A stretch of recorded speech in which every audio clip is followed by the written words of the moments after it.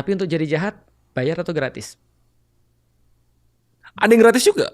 Ada yang gratis, tapi Ah. kebanyakan Bayar. bayar. Ke Karena masjid orang jahat bayar pengen atau gratis? memaksimalkan kecuanan mereka juga gitu. Ke masjid bayar atau gratis? Gratis. Gratis. Artinya dalam beberapa hal menurutku ya, menjadi jahat tuh perlu effort yang hampir sama dengan menjadi orang baik. Nah, problemnya adalah kenapa baik ini sekarang nggak ada yang mau laksanakan. Nah, jadi pertanyaan bukan bisa atau tidak bisa, atau tapi mau atau nggak mau menurutku.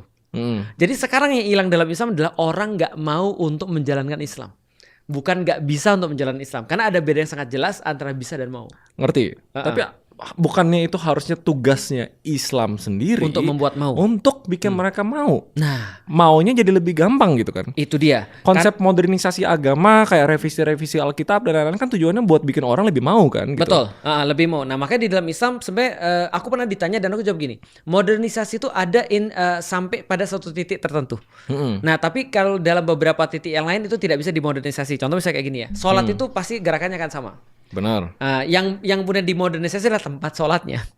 Lalu kemudian apalagi misalnya kayak vibes tempat, itu tempat sholatnya juga ya. Tapi yang lain-lain termasuk kemudian yang nggak bisa diubah karena itu sudah bagian daripada sesuatu ya, tulangannya lah ibaratnya. Ya.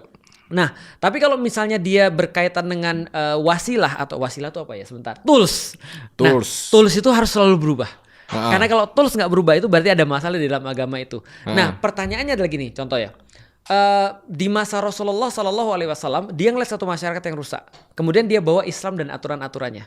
Dan Islam dan aturan-aturannya itu tadi balik lagi bukan perkara bisa atau nggak bisa, tapi mau atau nggak mau. Nah, berbicara dengan mau atau nggak mau itu masalahnya why.